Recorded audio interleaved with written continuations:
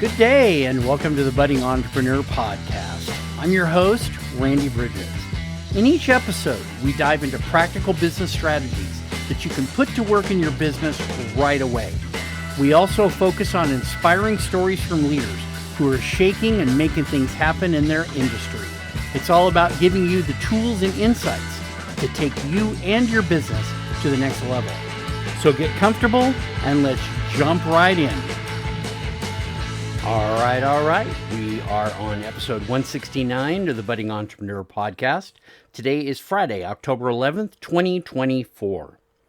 Now, if you tuned in last week, we kicked off our new topic of vision and talked about the power of having a clear vision to guide your business.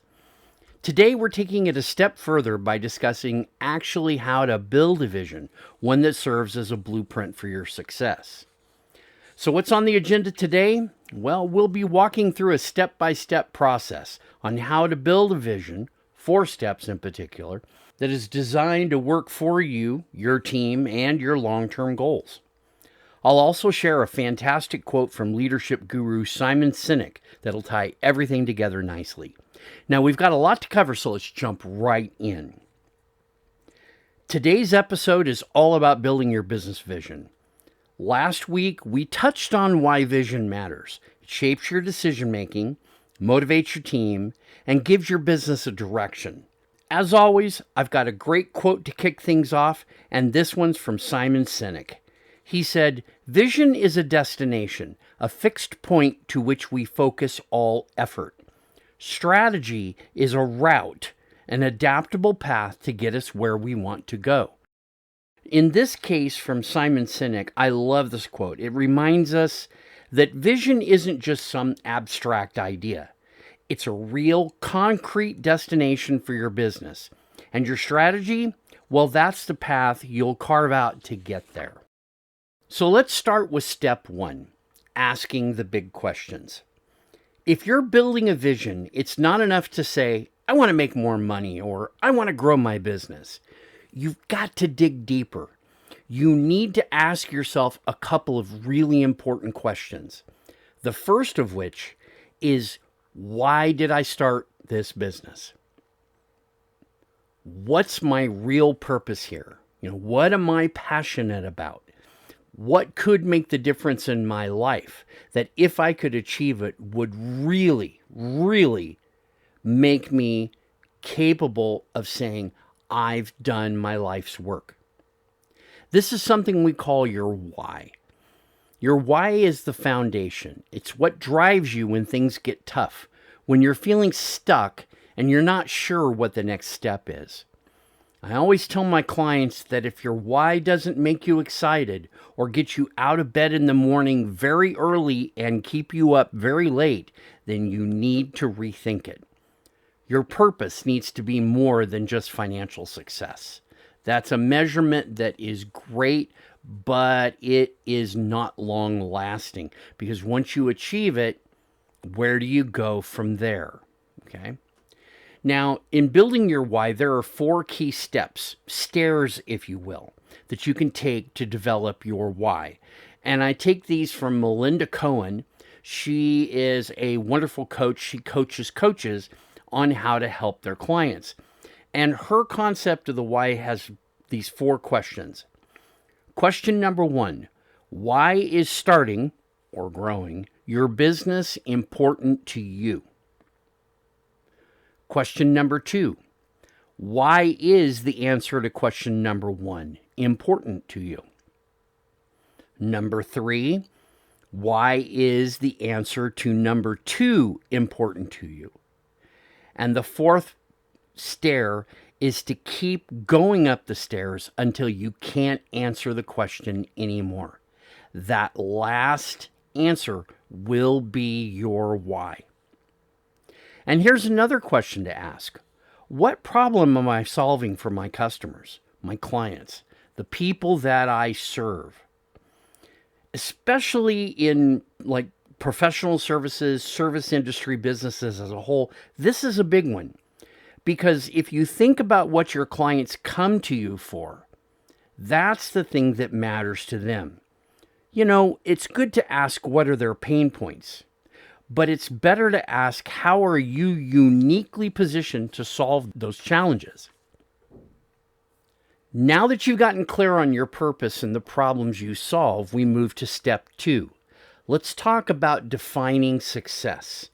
This is where we start asking future-focused questions like, where do I want my business to be in 5 or 10 years? What does success look like for me and my team?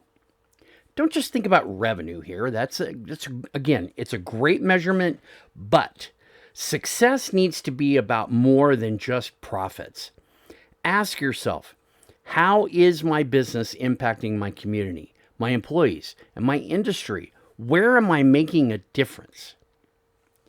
And for a lot of business owners, this often means making a real difference in your clients' lives. Are you helping them solve problems? Are you giving them peace of mind? Are you providing a service they can't get anywhere else? But what about them? What do they want? What are their dreams, their desires? What is their why, and how can you help them achieve it? Once you do that, success is a very clear idea. If you've answered these questions, you should start to have a vision of what success means to you. But a vision doesn't mean much if you don't have a roadmap to get there, which brings us to our next step, which is creating actionable steps to achieve your vision. Now you've got your vision. It's time to figure out how you're going to get there. This is all about breaking down your vision into actionable, concrete steps. For example, ask yourself, what do I need to accomplish in the next 12 months to move closer to my vision? Then take those 12-month goals and break them down further into quarterly and then monthly targets, and maybe even weekly. This is one of the main steps in our building of a 12-month roadmap with our clients, is this very thing right here that actually gives them much more clarity on where they're going and how they're going to get there. So let me give you a quick example. Let's say your vision is to become the go-to provider in your field within 5 years.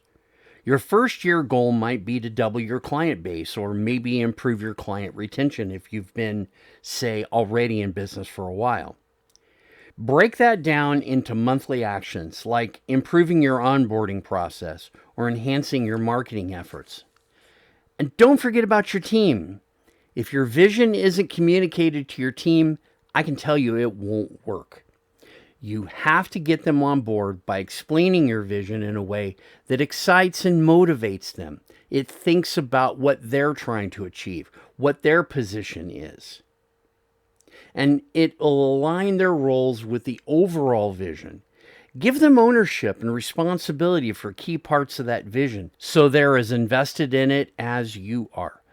Go back if you need to last quarter and take a look at leadership. This is one of the most important parts of building a good leadership program. And step 4, measuring your vision's success. Now let's talk about measurement, because a vision without metrics is like trying to drive a car with no dashboard. You need to know where you are and where you're going. So how do you measure whether your vision is working? Well, first, you can look at your business's financial health. Are you moving toward your revenue goals?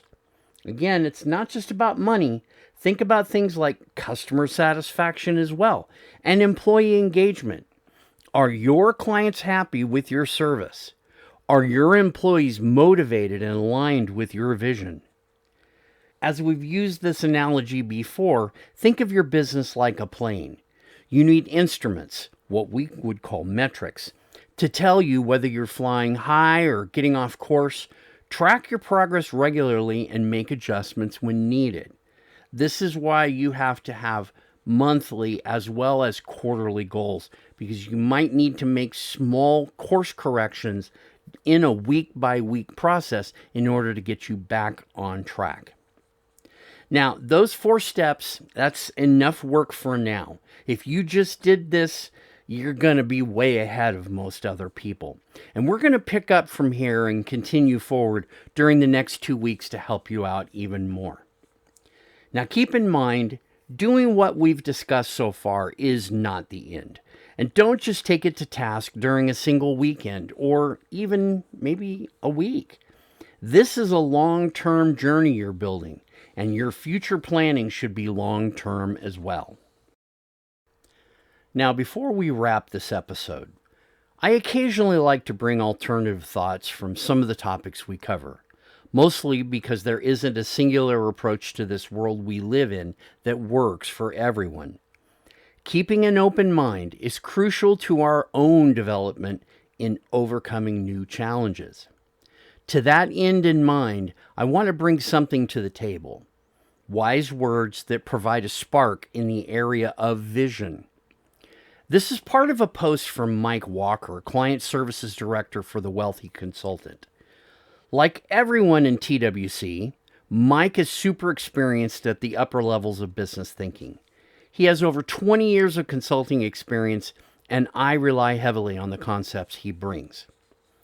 So here are some of those thoughts from Mike, just to give you something to think about after this rather heady topic we've covered. His words are both direction and a warning in the area of vision. And the post works like this. Clarity without flexibility is a cage. Here's what most people miss. The world doesn't care about your vision. It's changing faster than ever, and if your vision is too rigid, you'll be left behind. But don't freak out and throw away your vision board just yet. I still have one too. There is a way to harness the power of vision without falling into the trap. The key? Create a quantum vision. Instead of a single fixed picture of the future, hold multiple possibilities in your mind simultaneously.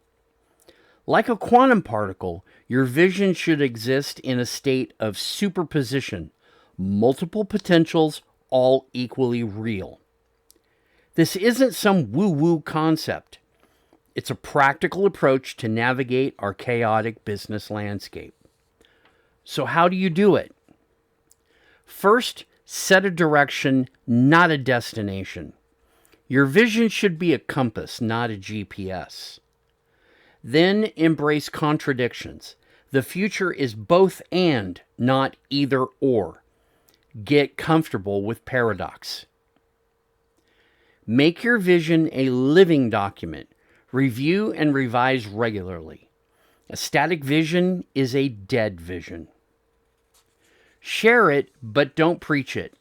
Use your vision to attract aligned people, not to convert the masses. And finally, focus on the feeling, not just the details. The emotion your vision evokes are more powerful than any specifics, which are likely going to change over time anyway. The real power of a quantum vision isn't in achieving it. It's in who you become as you pursue it. Every time you adapt your vision, you're growing. Every time you face a challenge that doesn't fit your original plan, you're evolving. That's the true you. So here's my challenge to you. Take your current vision. Now imagine 3 radically different versions of it. Each one should make you a little uncomfortable, a little excited, and a lot curious. This isn't about hedging your bets. It's about expanding your possibilities. Remember, the future belongs to those who can navigate uncertainty, not those who cling to certainty. Your vision should liberate you, not limit you. It should pull you forward, not pin you down. Your future isn't written yet. Make sure you're the one holding the pen. Again, this is from Mike Walker of The Wealthy Consultant. Great man. It's truly good stuff to think about. And I want to sincerely thank Mike for allowing me to use this post in our podcast. Now let's quickly recap what we've covered today. We started by asking the big questions. What's your why? What problem are you solving? And then we moved on to defining success, not just financially, but in terms of your impact on your clients, your team, and your industry. We talked about creating actionable steps to achieve your vision, and finally, how to measure your success over time. Now, next week, we're diving into the execution phase. We'll be talking about how to turn your vision into reality by creating a detailed, practical plan that you can implement in your business. Trust me, you don't want to miss that. I hope today's episode has given you some valuable insights and inspiration for building a strong vision for your business. Remember, a clear vision isn't just about what you want your business to look like today. It's about building a roadmap for the future. That's it for this episode. I hope you picked up some valuable insights and maybe even sparked a few new ideas. If you want to keep the conversation going or maybe even explore partnerships, don't hesitate to reach out.